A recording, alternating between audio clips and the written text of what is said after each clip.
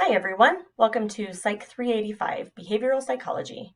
For those of you who have not had the chance to review my biography in the Getting to Know You thread, once again, my name is Stephanie Krausick and I will be your instructor for this course. Not only is psychology a personal passion of mine, but it is something that I have spent nearly the last 8 years of my life studying academically.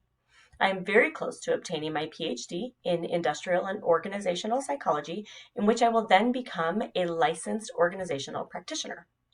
Now, many of you are probably wondering what the heck an organizational practitioner does or why this applies to this course. Well, I will save you all the guesswork and give you the Google answer. Industrial and organizational psychologists focus on the behavior of employees in the workplace.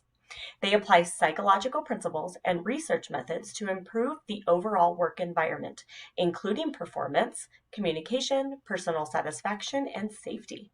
Essentially, I am and will be an organizational doctor.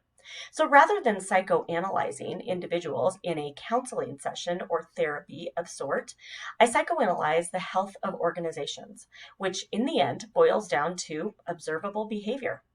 Organizational psychology is something that I am so passionate about because I so strongly believe that leaders in our workplaces make or break individuals, professionally and personally. We could all agree that there are some individuals who do not belong in organizational leadership, while we could all agree that there are some leaders that have completely changed our lives. So why is this, do you suppose? It's because of their demonstrated behavior. I'm sure many of us could recall a time when a boss or authority figure of sort really made us feel great or really made us feel bad.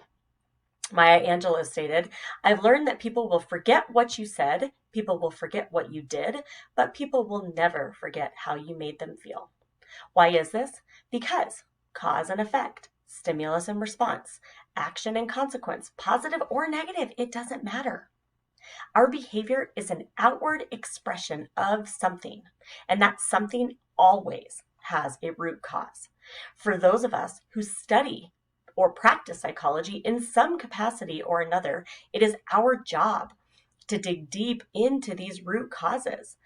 But just like eating an elephant, we can't just take one big bite and it's all gone. No, we have to eat the elephant one bite at a time, which means it starts by identifying behavior. Only when a behavior has been identified can one start the modification process. This class, we are going to start digging into the various behaviorism theorists that have strongly contributed to the field of psychology through their work.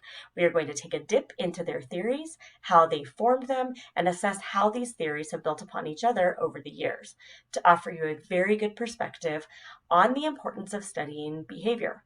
Each week, I will upload a video that gives an overview of that week's session and what my hope and goals and prayers are for each of you.